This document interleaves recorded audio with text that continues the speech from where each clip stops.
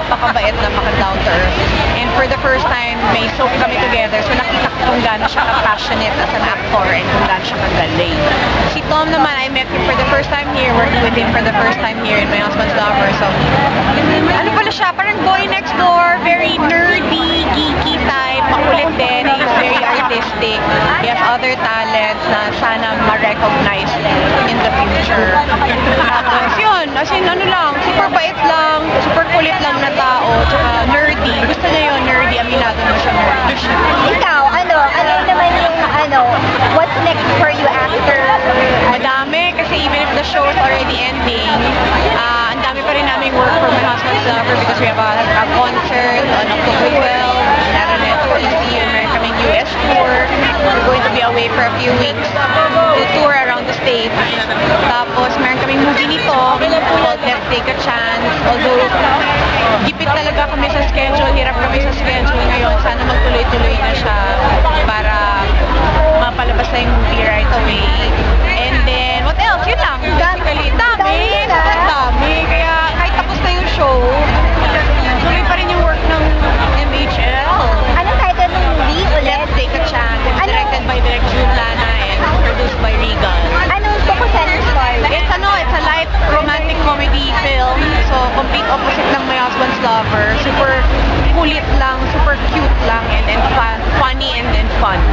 So, paano with all the things that you're doing, may time pa ba to have a love life? Meron naman, thankfully, nagkakaroon minsan ng miracle na may mga work na napapack up. Ganun, doon na lang ako umaasa pag may work na na-reschedule or napapack up. Sinusulit ko yung time ko. Siyempre, I go out with my family, I eat out with them, o kaya pag natulog lang ako and I spend time with Jeff, ganun lang. Di ba nagsaselos si Jeff dun sa dalawa kapag ka merong mga instances that you're sweet together? Mas madalas na rin kayo magkasama. Kami naging sweet. Diyos ko, bakla yung dalawa. Ako magiging sweet.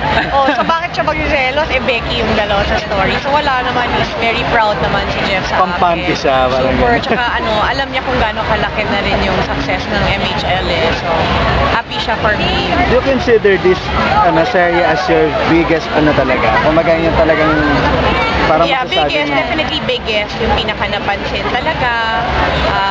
Pinaka maganda, I would say. And yeah.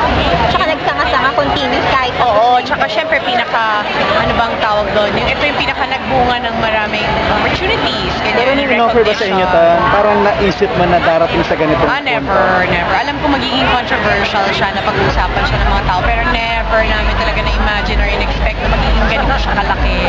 Never. Si Jeff, since medyo konti yung time ninyo, ano na lang yung pinaka-date, ninyo?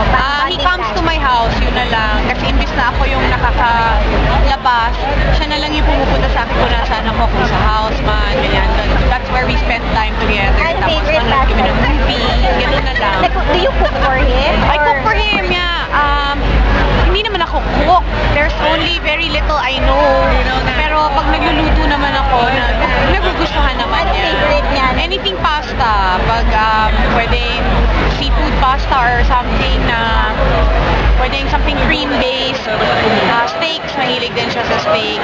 Grill lang ng steak. Ganun lang. So, anong secret siguro sa relationship na how do you keep it strong? Find time for each other. Tapos always keep the communication open. Kahit text lang yan or call lang yan. Always update each other para iwas sa mga miscommunication. Tapos hanggat may oras ka, may free ka, may bakante ka sa schedule mo, ibigay mo sa kanya.